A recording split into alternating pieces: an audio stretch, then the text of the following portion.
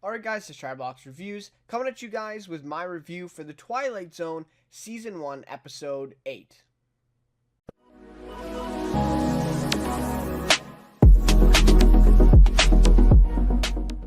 Alright, so another interesting episode from the Twilight Zone this week. Very social commentary heavy in this one. A lot of messaging, symbolization, right? A lot of that stuff in this episode. Of course, dealing with the immigration issue, illegal immigrants, and that perspective of things that they're going for in this episode, which I could kind of tell from the teaser last week, although I wasn't sure. The way they teased this one is they showed basically the one scene of the main character Jennifer Goodwin in this one, who is the lead actor in this episode.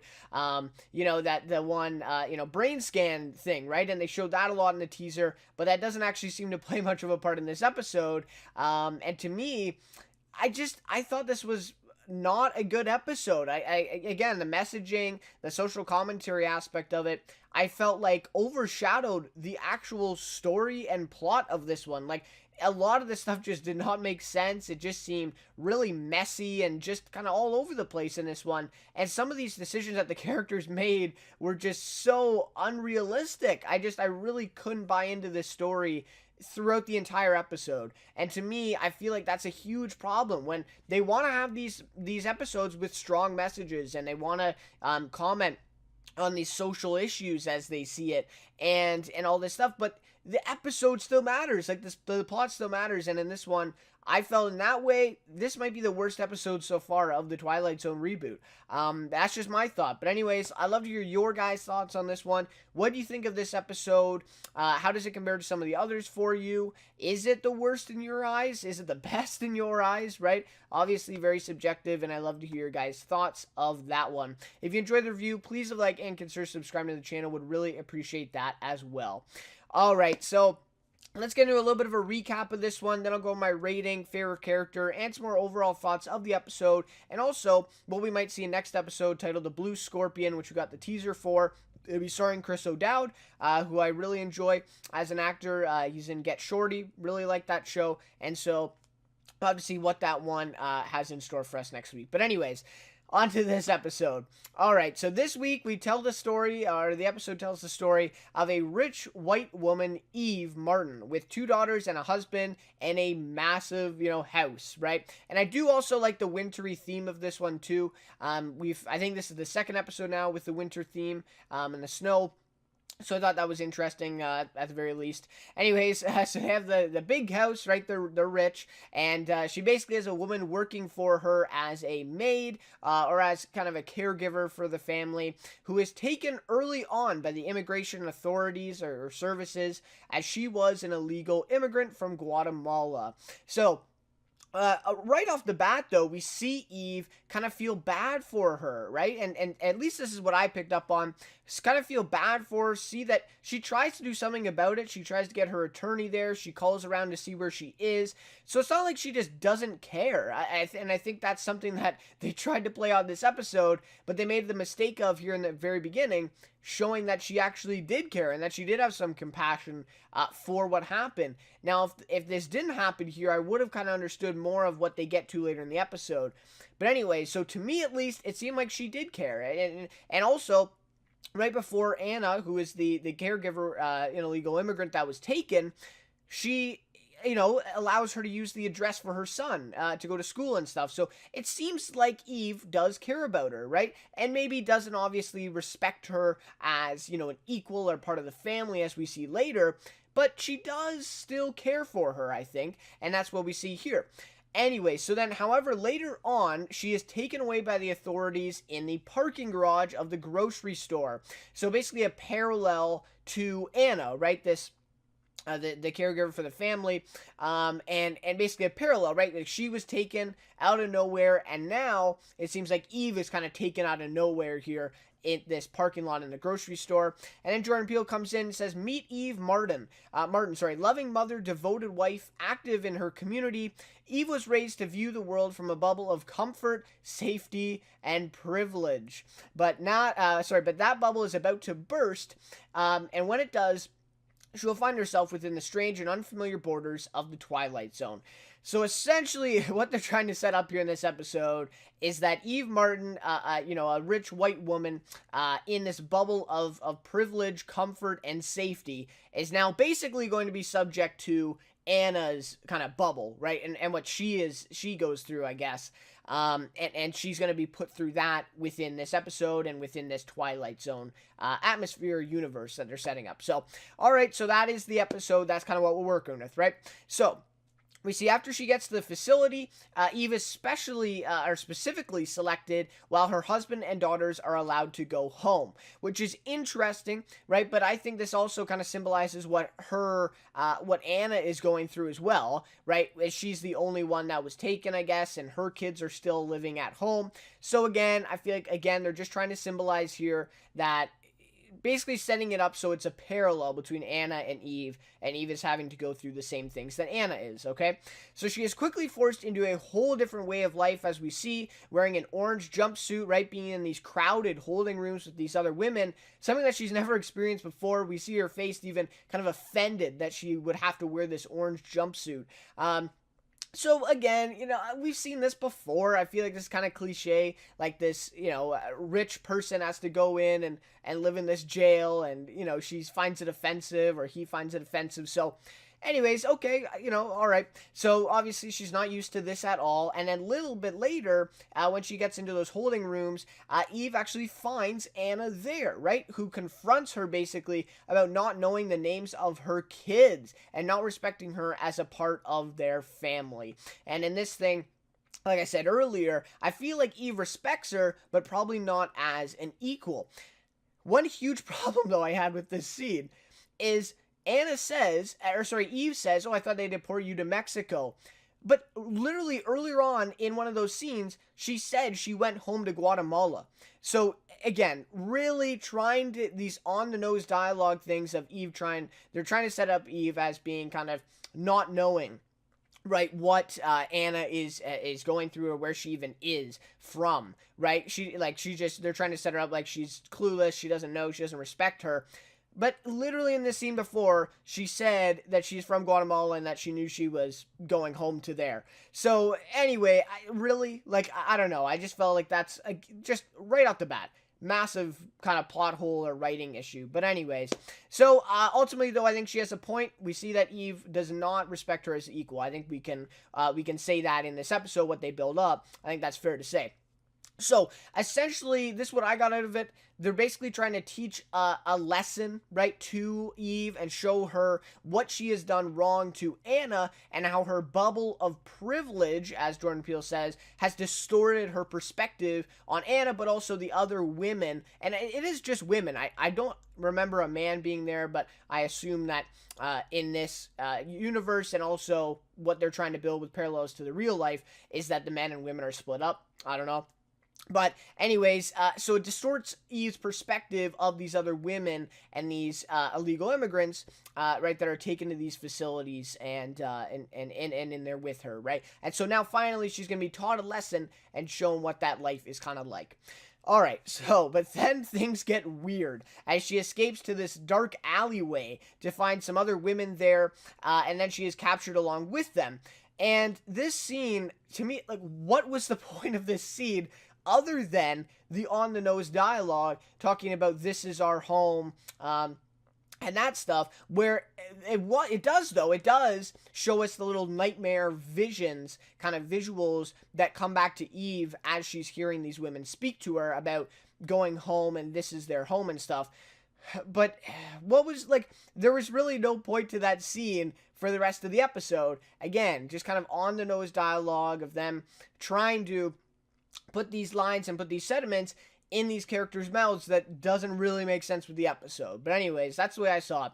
So she ends up being captured along with these women and basically taken back to this room where she finds herself strapped to a bed or kind of a. It was very interesting though, this scene where it's kind of like a wheel and she's on this flat surface bed type of thing and she's kind of like spinning around on this wheel. Really just kind of a crazy visual in itself, right? And that is Twilight Zone. Like, that is some great Twilight Zone stuff. Anyways, So with a man we met before and a doctor basically hook up then a brain scanning machine to her head and ask her questions to determine whether or not she is a pilgrim, as the man says, right? A pilgrim, he says, by looking through her memories of the past and her childhood and her upbringing to see whether or not she's from there or not, or she's from this other dimension, something like that, right? So this is where it kind of gets interesting, where you get the Twilight Zone aspect of it. The rest of it is just kind of, okay, this kind of seems still kind of real, right? And not much sci-fi in this. So then we see glimpses of, this past life of hers, or this past childhood, in this nightmare that she had earlier, and then also within this sequence too. So could it be true? Is she really from another dimension instead of this one, right? And why? And also they play on the whole part of skies are gray, skies are blue. So skies are blue in this dimension, skies are gray in that one, but then also parallel to real life. Where, these immigrants come from, the skies are gray. Where they are now is the skies are blue, and all that stuff, right? So, anyways, we get this kind of concept that, oh, is it true? Maybe she isn't from this dimension. Okay, that's interesting.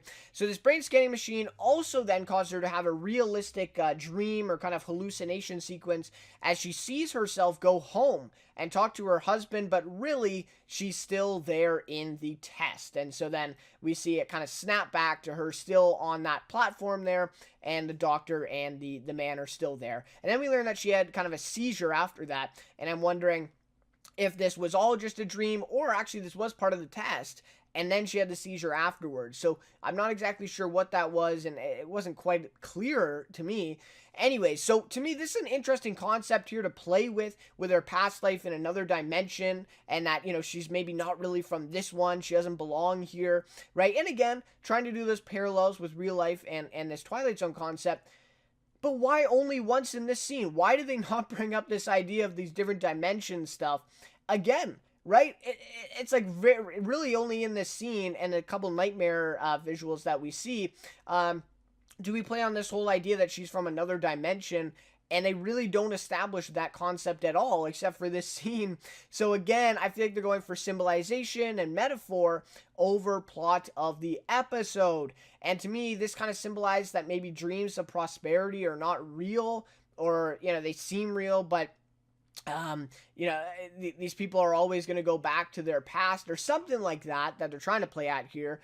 Again, not very clear, but again, it's going for that symbolization metaphor over what the plot of the episode is. Like, what does this have to do with the plot? And if it does, then establish that concept of different dimensions and play on that a little bit more. It just never felt fleshed out to me. Anyways, so that's what it is. The test is basically, the dream is not real. She's still at the holding facility, and she has this seizure. So while she's recovering, she is held back in her holding cell, and a man comes to the door, offers her to get out of the facility if she gives him money. So she can basically pay her way out, but we do see a little bit of a transformation for Eve's character here, because she accepts the deal, of course, but on the one term that Anna comes with her. So this was a little bit of a different thing here, right? Where they said it before that she didn't care enough about Anna, or she didn't respect her as an equal, but now when she gets an opportunity to get out, she actually basically makes the man take Anna along with her. So again, showing that change of heart, right? So after the man rolls her down in a cart with a dead body towards Anna's room, which was an interesting, sequence, I guess, as well. Maybe they were trying to symbolize something there. I didn't quite pick up on it, but just an interesting thing there. And kind of gross as well, right, with her laying, beside this dead body. Anyway, so both women then make a run for it, we see. So they meet up, they make a run for it out of the facility to the road, where Eve gets in the ice cream truck, which I did like this because we saw that to the very beginning of the episode, where we saw the ice cream truck, and then he comes back around to pick them up. Really interesting here. And also, of course, this guy cuts the fence, so they're able to get out. Anyways, and also the spotlight was going too, and I feel like that was a little bit of symbolization as well, with kind of the border stuff too. Anyways, so he is the getaway driver in the ice cream truck, but then we see this. So Eve gets in, and she's like, Anna, let's go, we gotta go. But Anna refuses to go with her in this truck because she can't trust him. what? Like, I don't know. I just, again, symbolization here, a metaphor over the plot. Like, finally, when these people are able to escape, they can't trust the people that are helping them. Something like that. Again, though, how does this make sense towards this story? How does it make sense towards this character who wanted to get out? And was going with Eve, running to get out of this place, and then she just runs right back into it. So because she can't trust the driver. So I don't know. It just did not make a lot of sense. So, anyways, but Eve ends up going with the driver anyways, leaves Anna there. Anna runs back, and she then arrives back home. All right, so then we get this ending sequence, which really just what? Anyways, so let's get to this. So, however, as she arrives home, she goes through the door. Her husband and kids, we learn, have turned against her. Mainly her husband, but of course, he's kind of told the kids to not, not go to her and not, respect her, I guess, anymore. So the kids are turned against her. Her husband's against her just all of a sudden, right? So instead of leaving with her, her husband has now called the authorities to come pick her up. So a really stark difference here between what we saw at the very beginning of the episode and now. So basically the husband says, "You are not who you are." And she says, "I am the same person. I am the girl's mother. I am your wife." Right? And pretty, emotionally distraught here too. Very sad that her husband would see her like this and see her in this light. So he says, "No, you're not that person. You never were." So again, does this play on the part where, oh no, she is from another dimension, and maybe this all was it kind of a dream of sorts or something like that? But no, it doesn't. Like, it doesn't connect back to that idea. And again, if they played on that idea, that would be pretty cool. I mean, first of all, it'd just be kind of a cool sci-fi twist. But then also, it does create a parallel between the real life commentary and the Twilight Zone concept. They don't do that. Like, this ending just doesn't make logical sense to me in terms of the plot. So anyways, suddenly the man walks in with the authorities, of course, the man who we've seen before, and then we get this on-the-nose line here where Eve says, "Get out of my home," and he says, "No, you leave mine." And then Eve then says, "Don't take me back there. This is my home." So obviously, right, we're playing on the message that this is the illegal immigrants' home now, right? This is their real home. Even though they're not, legal immigrants, this is their home for more, for better or less, for better or worse. But now, instead, which this man symbolizes, is that people see it as theirs, right? As that they're entitled to it. And they want to send them back to their original home where they came from because they don't recognize that their new home is here. Okay. Fair enough, right? Okay, you want to do that message. You want to have that. But this is just on the nose dialogue that isn't necessary here. I mean, really? Like, I don't know. And we see this, I guess she maybe got this impression, maybe she's fueled to say this by the women in the very beginning of the episode telling her this same sentiment. But why would she just suddenly flip like that and that same line in there? So anyways, it just felt really clunky. It's like, it just really felt like they were trying to, it's more of this kind of preachy stuff here, while they, this didn't really make any sense with the plot of it. Why does the husband not trust her anymore? Why does he just want to send her back all of a sudden? Because we've never really got a fleshed out version of that dimension concept that they were working with. So anyways, again, just really, really kind of on the nose. So then we see Eve is taken back by the men, and while she gets in the truck, people stand by on the curb watching her, and nobody tries to help her, even though she's kind of begging for help or screaming for help. So again, symbolizing that we all just watch these people be treated this way and don't care enough to help them and prevent them from being taken away by the authorities. So again, more messaging, and I thought, okay, that at least made a little bit more sense. It was a bit more subtle than these dialogue lines where it's like, okay, right, we get it. It doesn't make any sense for the story, but it was actually okay because I thought it made a little bit of sense. We also saw a couple of those characters in the very beginning dinner scene with Eve, so I didn't mind that one, and I thought that was okay symbolization of what they were trying to get at there, but all the rest of this before that is like, I don't know, just kind of frustrating, disappointing, really. So then we get Jordan Peele to come in at the end. We are all immigrants from somewhere, be it another city, another country, or another dimension. Again, dimension. Why didn't that play a bigger part of this episode? Anyways, as a child, Eve Martin escaped to what should have been a better world. Again, raising that point if she escaped another dimension, we never really got that explained. But, okay. A world where the skies are blue, of course, playing on that skies are gray, skies are blue comparison. But now those skies have darkened, and below them is a place she is no longer welcome. For Eve Martin, there is no passport to be stamped for passage out of the Twilight Zone. So, really kind of reiterating the same things in this episode, of course. And like I just alluded to there, a little bit of comparison between skies are blue, skies are gray. Now this is a skies are gray situation because she's not able to live out this dream, if you will, here. And now she's going to be trapped in this Twilight Zone, basically, of her being from this other dimension and being an illegal immigrant and having to go through this process and possibly living at this facility again, right? And he says she is no longer welcome in this place. But again, why? Like, why is she not welcome? It just didn't make a lot of sense with this one. Anyways, so those are my thoughts, and that is how this one ends. Alright, so in terms of a rating for this episode, I'm going to give it a 3.7 out of 5, and I'm not sure if you tuned in some of my other reviews, but that's a pretty low rating for me. I usually don't go below like 3.5 on anything. That's just kind of what I've done in the past, but anyways, 3.7 out of 5. This just seemed like a messy episode. Honestly, it just felt very rushed. Honestly, it just felt like this script was like not complete, and they were just like, yelling out lines as they were filming. I don't know, that's just the way I felt about this one. Just felt very messy and just not very well connected, not very well developed at all.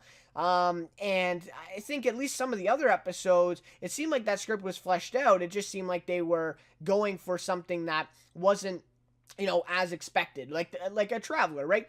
I think there was obviously a massive plot hole, a couple plot holes in that one towards the end, which ruined the episode for me in that sense. But at least that one I felt like was a little bit more complete. They had kind of a concrete idea of where they wanted to take the story. This one just felt really, really messy, honestly, and just kind of convoluted here. They were trying to play with this dimension idea, but like I said over and over again, they never fleshed it out. Like, it didn't make any sense. Or I guess it made some sense in the way they were trying to symbolize and metaphor, right, with the real life issues. But in the plot of the episode, it didn't make a lot of sense. We never got an explanation of why she was from this other dimension, how'd she get here, and why does the husband not recognize that beforehand, that she's from a different dimension? I don't know. It, again, just felt really rushed, really messy, and that also was seen in the dialogue, like I said. To me, this is either the worst or second worst episode so far. It's hard to say. A Traveler was more disappointing for me because I had huge expectations going into that one. I was really excited for it. And even the first half of the episode, I was like, okay, I'm on board. I'm liking this. And then the ending just ruined it for me. But this one, just overall, it was just kind of really lackluster and disappointing. So, but my expectations weren't as high for it, right? So it's hard to say that it's the worst. I probably would put it at second worst for me so far. Okay, so I get what they were trying to do here, right? We all understand the message. It wasn't very subtle. So we get what they're trying to do here, but the execution just wasn't there. Like, it just, again, a very messy episode, and they had a few good things here, a few good metaphors. Like I said at the very end, I actually enjoyed that one. I thought that was it was cool. Not cool, but it was smart, right? It was a cool way of doing that. Or an appropriate way of doing that. But the rest, the execution of them trying to build these metaphors and symbolization felt on the nose, and the plot just disintegrated here throughout the episode because they kept trying to, go for this messaging and symbolization. And that gets to my other point is, commentary over plot is a big problem, right? And to me, the original Twilight Zone fused these two. They fused, if they wanted to do an episode like this speaking on social issues, which of course we know the original did that, quite frequently, and obviously not in all episodes, but quite frequently, I suppose.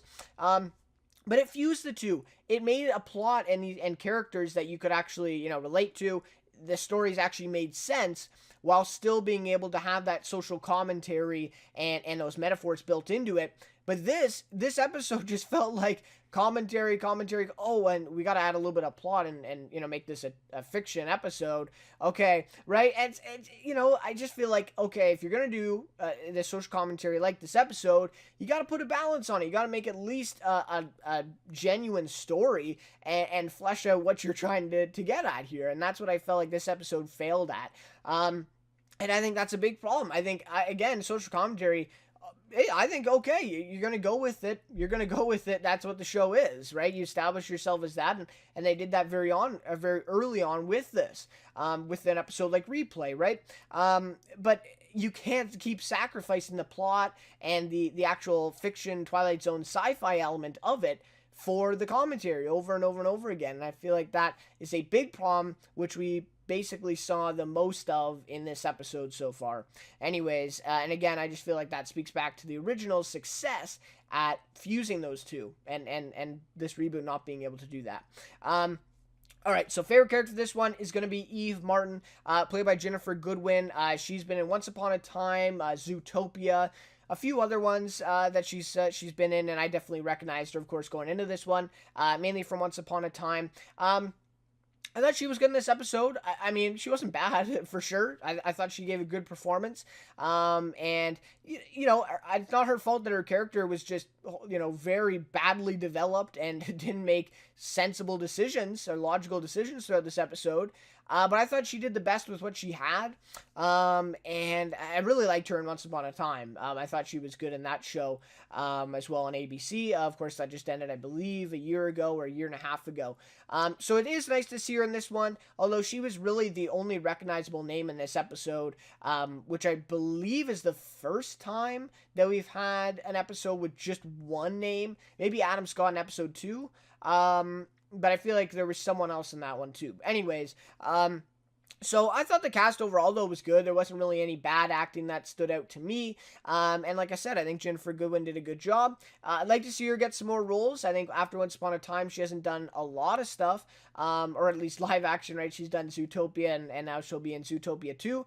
But yeah, I'm looking forward to see her in more things, and I thought she gave a great performance in this one. So, anyways, alright, that was just about to do it for my review then of the Twilight Zone Season 1 Episode 8. Next week, looks like they're going to be dealing with some more social commentary, and speaking on guns, and they're going to do that with titled Blue Scorpion. Chris O'Dowd is in that one. Like I said off the top, really enjoy him as an actor. Feels like he gives a great performance in Get Shorty on Epics. They're going into Season 3 this year, so he's a great comedian, so we'll have to see where he goes in this episode, what kind of performance he's going to give, and, we'll have to see what they do with it. But anyways, guys, thank you so much for watching this one. Thank you so much for the support on these reviews and on the channel in general. I really appreciate it, and I can't thank you guys enough. Love to hear your guys' thoughts on this one, of course, and what you thought of it, how does it compare to the other ones, and all that. So, anyways, guys, again, thank you so much for watching this one, and we'll see you next week for the Twilight Zone Season 1, Episode 9.